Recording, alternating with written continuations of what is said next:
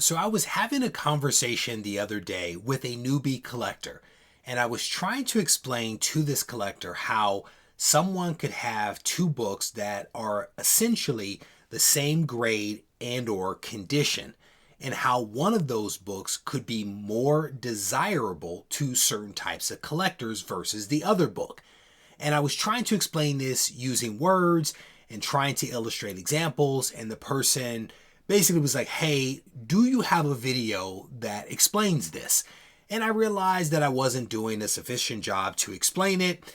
And I also recognized that I didn't have a video, so I decided to create one. So in this video, what we are going to do is to look at some examples of different types of defects, different types of presentations that could make one comic more desirable than another. And I will tell you, sometimes it comes down to an individual book and what we see happen with that issue. Sometimes these are just general thoughts that I'll put out there for you all to think about. Potentially you are watching this video and you are an experienced collector. You're going to know all of this stuff. I would encourage you to leave your comments behind, because potentially there's other things that we should make people aware of that can make one book more desirable than another. Potentially you have a friend who isn't as experienced in the hobby, and I would encourage you to share this video with them, because after all, if the hobby is going to survive, we have to make sure that we are doing our job to help our fellow collectors. If you haven't yet subscribed to the channel, I definitely want to encourage you to do that. And if you enjoyed this video, please give it a thumbs up. With that, let's get to the books. All right, so let's go ahead and take a look at a couple of examples. On the table here in front of me, I have a bunch of books that I'm going to be using to illustrate different points and different things that will make one book more desirable and attractive versus another. So I have some raw books here and I have some graded books off to the side that we'll be using. One of the very first things that I want to talk about is page color, because that is something that will absolutely impact someone's desire to pursue one book versus another. So what I've done is I've kind of stacked a couple of books here. Aquaman issue number 1. There's an X Factor book, and then there's a Crisis on Infinite Earths book that I kind of stacked together to illustrate page color. And what you hopefully will be able to notice here is that the page color of these three books looks a little different. These two are fairly similar, but there's definitely a delta that exists between the Aquaman book and these other two. I would say this Crisis on Infinite Earths is probably white. The X Factor is off-white to white, and I would say this Aquaman is probably cream. Page color is an important factor, so I kind of wanted to start the video off with that. One of the things that I actually did a couple of years ago was I put together this little cheat sheet for folks, and the goal here was when we used to talk about dirty grading a lot. I put this together as like a little cheat sheet to kind of guide people to figure out, is it white? Is it off-white to white? Is it off-white itself, or is it cream to something else? And so if you look inside, you can kind of see how well we did or didn't do with this little cheat sheet. But this is actually something that I give away from time to time when people buy books from me. So page color, that was important. So I wanted to kind of start off the video with that. Let me go ahead and move these books to the side and get them out of our way. One of the next things that I want to look at is corners. Corners are important. There's no doubt about that. And I will tell you, there are some folks out there that want the sharpest corners, and corners will impact the grade of a comic.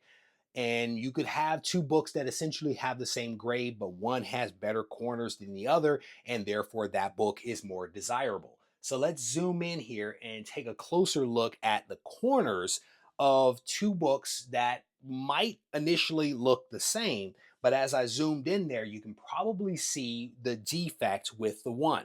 So I'm actually going to use an index card here to try to separate these corners just a little bit, or I should say isolate these corners just a little bit, to maybe allow you to be able to see that I don't know if that's better or worse. This corner is a little blunted. There's no doubt about that. There's a little bit of blunting to the edge of this comic right here versus this one, which is much, much sharper. Small little detail, but this book could be more desirable than this one simply because of that tiny little, crease, if you will, or dullness to that edge.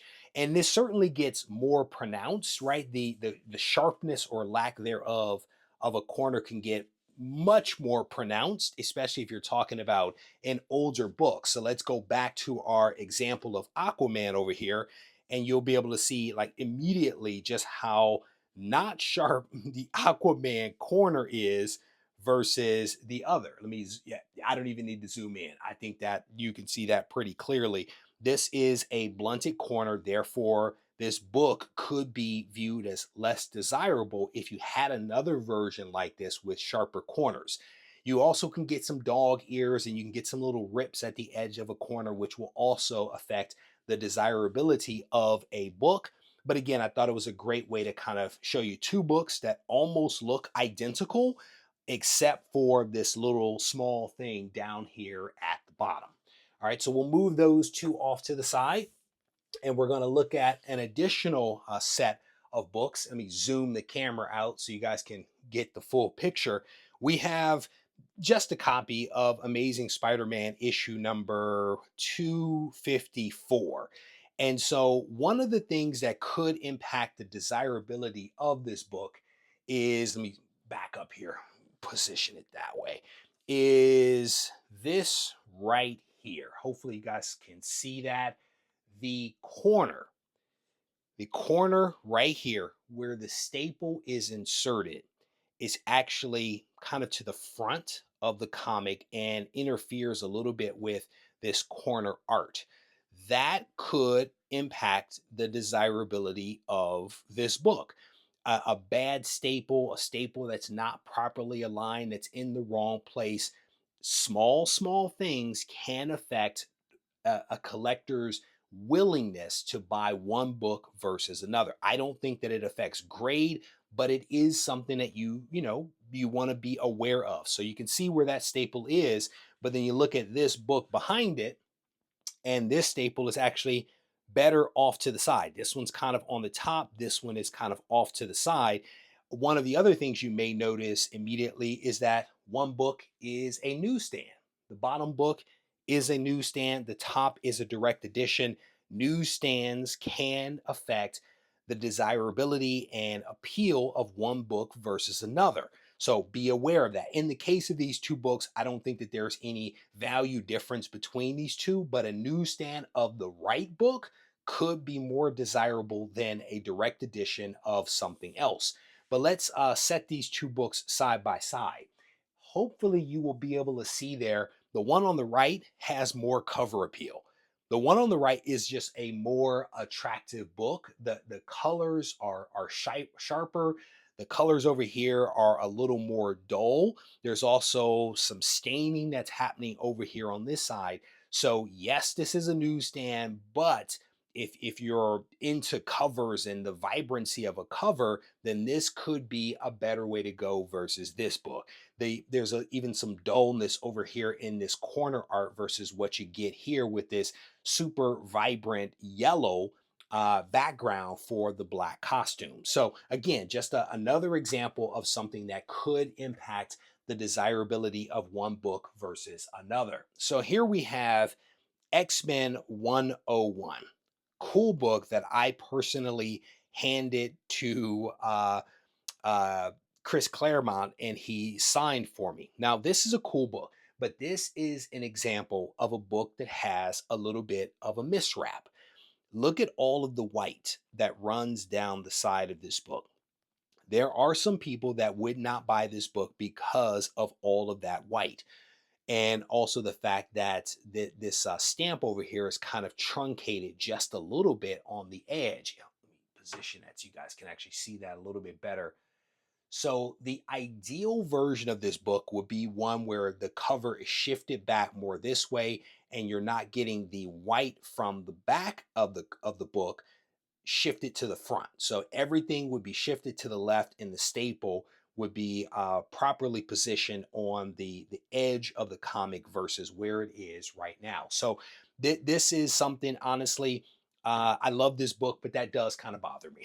It does kind of bother me, but this is the copy that I had, and this is the one that I chose to get signed by Chris a couple of years ago. It was that back in 2020. So there you go. That's a cool book. But again, that white line could affect the desirability. Here is another really cool book. This is X-Men issue #1. Uh, it's a cool book, no doubt about it. But what is something that could impact the desirability of this book? It honestly wasn't apparent to me when I first thought about getting this book, but some people pointed it out to me that the green over here in the corner art will either look really vibrant or it will look like dull, like kind of washed out. This one isn't so bad. I've actually seen some that are very, very green, very rich, and some that are very faded.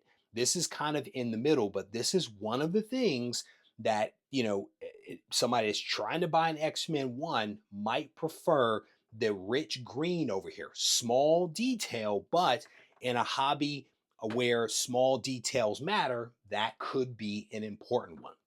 Here's another cool book. This is New Mutants, issue #98. Awesome comic. You can see the defect, if you will, with this comic. There are actually two that are typical with this book. One of them is the truncation of the new across the top. This one is clipped just a little bit across the top. The other defect is sometimes you will get Domino's foot will be cut off, or is that Copycat? I can't remember. Her foot will be kind of cut off at the bottom. This to me is a little bit of an inside the baseball type of thing because of Rob Liefeld's history with feet. Anytime that foot is cut off, potentially that is one that is not as desirable. Same thing up here. So if you do see a book where you don't have the truncation there or there, that is a book that might be more desirable by certain types of collectors. So we'll set that to the side, bring over another cool book. This is Amazing Fantasy 15. This is just a great book, no matter what grade, in my opinion. I'm just thankful to own the book. But this one is an illustration of Marvel chipping. Down this entire side, you see that the edge is a little frayed. That is what's called Marvel chipping, and that could make this copy less desirable than another copy that doesn't have the Marvel chipping. And essentially, this was a production defect where whatever machine that was being used to cut the covers was not as sharp, and it kind of frayed the edge of the comic. We actually see a little bit of that with this copy of X-Men 1. You can see a little bit of that frame down there where Iceman is. So Marvel chipping is something that can affect the desirability and the appeal of one comic versus another.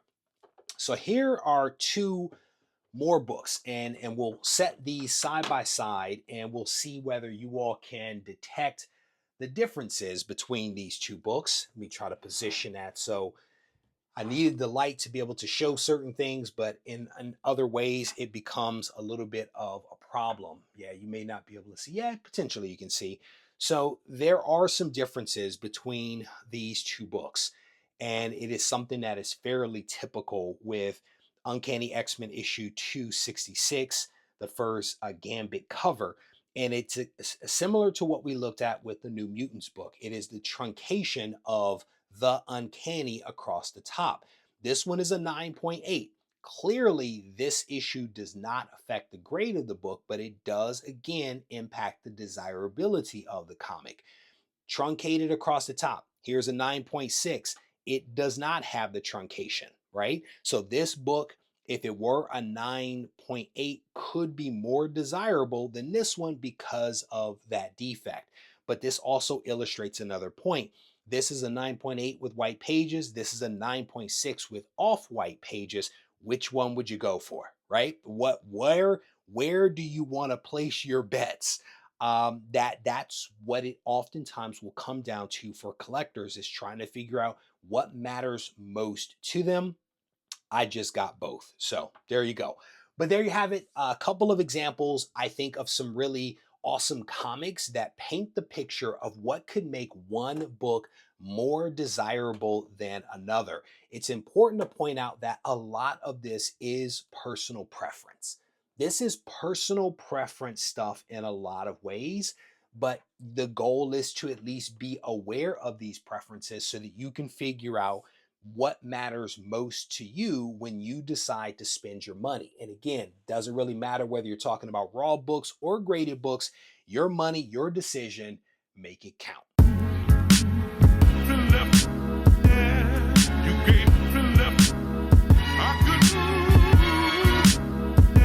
Turn me up in my headphones a little bit, like I want to feel it, I want to hear it. All right, that's it right there. I spoke. When the sun rise, till it's burned out. No place to recharge, so we gotta learn how. Conversations with OGs that got dreams that never worked out. So they become masters of dream analysis. They come in the form of barbers and schizos. Warhead with a big nose with his lip.